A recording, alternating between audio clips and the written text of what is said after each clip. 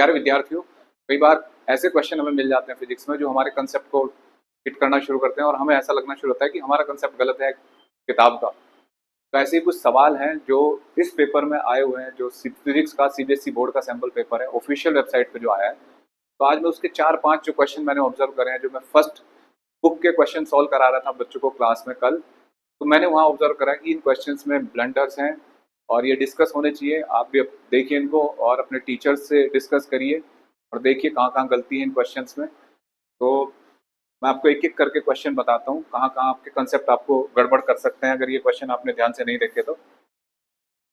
जैसे इस question paper का जो क्वेश्चन नंबर 27 है, फर्स्ट पार्ट, इसमें एक चार्ज पार्टिकल है जो वेलोसिटी v से इस मैग्नेटिक फील्ड में एंटर कर रहा है और मैग्नेटिक फील्ड माइनस के कैप में, देखो माइनस लिखा हुआ है तो और क्रॉस बना हुआ है तो मैग्नेटिक फील्ड इनवर्ड है और एक पॉजिटिव चार्ज को हमने इस मैग्नेटिक फील्ड में एंटर कराया है। तो जब ये इस फील्ड में एंटर करेगा तो इसका जो पाथ होगा वो एंटी क्लॉकवाइज सर्कुलर पाथ होगा, ऐसे, ठीक है, एंटी क्लॉकवाइज सर्कुलर पाथ, ऐसे, इस तरीके से। तो इसका मतलब ये एक्स एक्सिस को क्रॉस करेगा ही नहीं, जबकि सॉल्यूशन में लिखा हुआ है कि ये चार्ज पार्टिकल एक्स एक्सिस को कब क्रॉस करेगा और वहां सॉल्यूशन में लिखा भी है कि ये क्लॉकवाइज पाथ फॉलो कर रहा है। मेरे पास सॉल्यूशन भी है, question number 27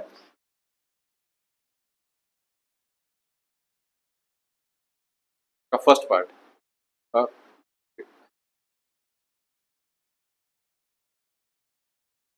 it will follow circular trajectory in clockwise direction, और इस तरीके से बच्चों लिखा है।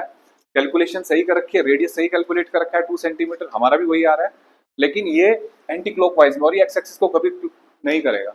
इसमें एक ही पॉसिबिलिटी थी जब ये कर सकता था कि जब ये -1 कूलम होता, ये नेगेटिव चार्ज होता, अगर ये नेगेटिव चार्ज होता तो ये इस रास्ते को फॉलो कर लेता, ठीक है, ये ऐसे होता, नेगेटिव चार्ज फोर्स ऐसे लगता, तब ये इधर की तरफ घूम जाता। तब ये सारे ऑप्शन सही हो सकते थे, लेकिन ना तो सोल्यूशन में माइनस लिखा गया और ना इस क्वेश्चन में। तो ये क्वेश्चन मेरे अकॉर्डिंग गलत है, सीबीएसई को दोबारा इसको ठीक करना चाहिए। अब ये क्वेश्चन नंबर आते हैं 28 में। A conducting coil of 50 turns and area इतना rotating in a along the axis of solenoid of length 50 centimeter and 200 turns carrying a current of 5 ampere, what will be the value of maximum EMF generated? एक सीधा सा सवाल होता है कि जब हम किसी कॉइल को रोटेट करते हैं, बशर्ते उसका एक्सिस ऐसा होना चाहिए कि मैग्नेटिक फील्ड उस प्लेन के किसी एंगल पे आए, अलोंग ना रहे, ठीक है, एरिया वेक्टर के अलोंग ना रहे हमेशा। तो अगर कुछ ऐसा, जैसे मान लो मैं ये सोलेनॉइड बना लेता हूँ, ठीक है, और यहाँ कॉइल को कुछ इस तरीके से इस एक्सिस के अबाउट रोटेट करना शुरू करूँ, ये घूमना शुरू कर दे, तो इसमें ईएमएफ इंड्यूस होगा क्योंकि मैग्नेटिक फील्ड होगा यहाँ।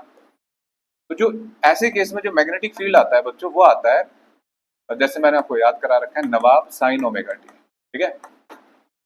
अब इसकी मैक्सिमम वैल्यू जो होती है बच्चों, वो होती है ये, अगर मैं इस ईएमएफ की मैक्सिमम वैल्यू फाइंड करूँ तो साइन 1 हो जाएगा। तो मैक्सिमम वोल्टेज के लिए ये होगा N omega A B.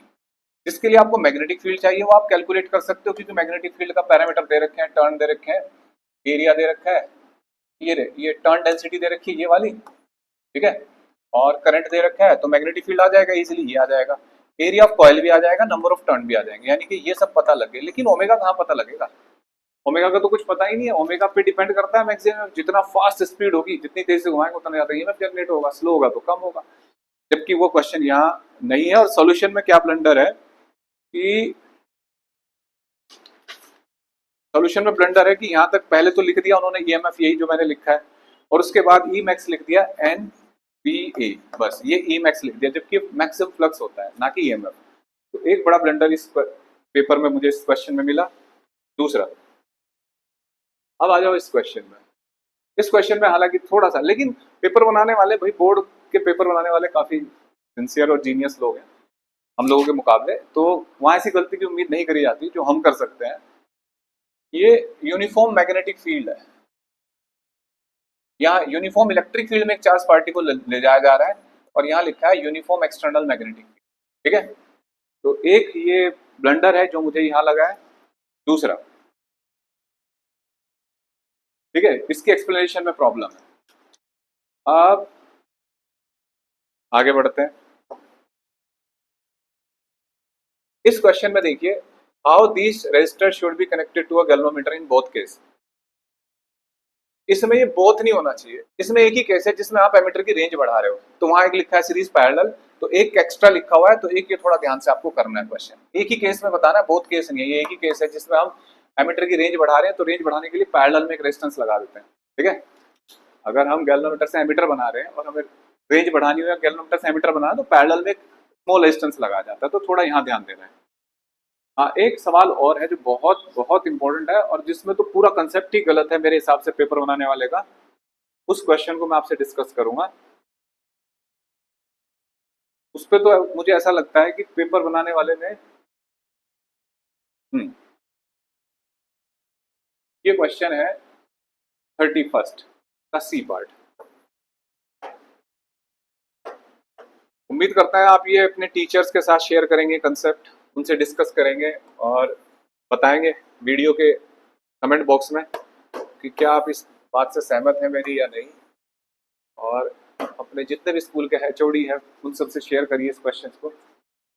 A capacitor is connected across a source of potential difference V, then separation D between the plate is increased by insulating stick। ऐसे क्वेश्चन हमने बहुत ज्यादा कॉम्पिटिशन्स में करे हैं, समझे हैं। मान लो ये कैपेसिटर है और एक बैटरी से कनेक्ट कर दिया, ठीक है। बैटरी का काम होता है पोटेंशियल कांस्टेंट बना के रखना, चाहे हालात कुछ भी हो जाए, अगर बैटरी कनेक्ट है तो कुछ भी हो सकता है, वोल्टेज नहीं बदल सकता कभी। तो आपने वोल्टेज बदल दिया, मतलब कनेक्ट कर दिया, और इसको आप गैप को बढ़ा रहे हो, ठीक है। तो गैप बढ़ाने से क्या हो सकता है, epsilon not A by D, ठीक है। Epsilon not A by D, अब डी की वैल्यू बढ़ रही है तो कैपेसिटेंस क्या होगा, घट रहा है। तो चार्ज कैपेसिटेंस जो है इस कैपेसिटी वो डिक्रीज हो रही है, वो कैपेसिटी उसकी डिक्रीज हो रही है, तो चार्ज स्टोर नहीं कर पाएगा, तो वो चार्ज वापस भेजना शुरू कर देता है, तो इसका चार्ज डिक्रीज होना शुरू हो जाता है, और वोल्टेज रहता है कांस्टेंट, वोल्टेज कभी नहीं बदल सकता। तो यहाँ वोल्टेज और डी का जो ग्राफ होना चाहिए एज पर माई नॉलेज और फिजिक्स, ये ग्राफ बनेगा ऐसे, जबकि यहाँ किताब में बनाया गया है, सॉल्यूशन में बनाया गया है ऐसे। तो मेरे अकॉर्डिंग ये गलत है और ये सही है, क्योंकि जब ये सिचुएशन ऐसी है, अब इसको और भी कई तरीके से आप वेरीफाई कर सकते हो, V इक्वल टू ED। आप जब सेपरेशन बढ़ा रहे हो तो इलेक्ट्रिक फील्ड को घटना पड़ेगा, वोल्टेज कांस्टेंट रहेगा। और इलेक्ट्रिक फील्ड कैसे घटता है, ऑब्वियसली जब चार्ज वापस जाना शुरू कर देगा बैटरी से कैपेसिटर से बैटरी के अंदर, तो चार्ज डिक्रीज होना शुरू हो जाएगा। जिस रेशियो में इलेक्ट्रिक सेपरेशन बढ़ रहा है उस हिसाब से उसके रेसिप्रोकल में इलेक्ट्रिक फील्ड बढ़ना शुरू हो जाएगा, घटना शुरू हो जाएगा, तो ये कांस्टेंट रहेगा। इसका मतलब ग्राफ होगा ये, ना कि ये, ठीक है। किताब में ये बना रखा है, ये एक बड़ा ब्लेंडर लगा मुझे। और एक और गलती मुझे इसमें लगी है, आप देखेंगे यही एक सवाल है, हाँ ये रहा, हालांकि विजुअली इंपेयर्ड स्टूडेंट्स के लिए, लेकिन सवाल तो है फिजिक्स का। इस सवाल में क्या गड़बड़ हो सकती है, A capacitor is connected across a potential difference V, is then separation between the plates D is increased during the insulating string. Will the energy store capacitor increase decrease? ये पक्की बात है, एनर्जी डिक्रीज करेगी, ये लिखा हुआ है, लेकिन इसका जो एक्सप्लेनेशन दे रखा है वो गलत है। क्वेश्चन नंबर ये लिखा है, ये ना ऑप्शन, हाँ विजुअली इंपेयर्ड का, इसमें लिखा है when separation increase capacitance will increase and charge will remain same।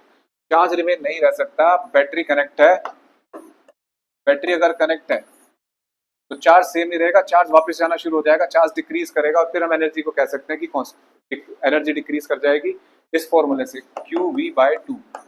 तो चार्ज डिक्रीज कर रहा है, वोल्टेज वही है, एनर्जी डिक्रीज कर जाएगी, ठीक है। इससे नहीं बता सकते, ये भी लिखा हुआ फॉर्मूला कि ये डिक्रीज कर रही है, ये डिक्रीज कर रही है, तो कैपेसिटेंस भी तो इंक्रीज कर रही है, तो इससे एक्सप्लेन नहीं होगा, यहाँ से होगा। तो ये कुछ ऐसे बड़े कॉमन ब्लंडर जो मुझे लगे इस पेपर में, जो आपको डिस्कस करने चाहिए अपने टीचर से, और आपको खुद भी थोड़ा ध्यान देना है। और उम्मीद करते हैं कि बोर्ड में ऐसे ब्लंडर ना हो, और हो सकता है कि मैं गलत हूं तो आप इसे कमेंट बॉक्स में रेक्टिफाई करिए, इस चीज़ों को बताइए, ठीक है। Thank you.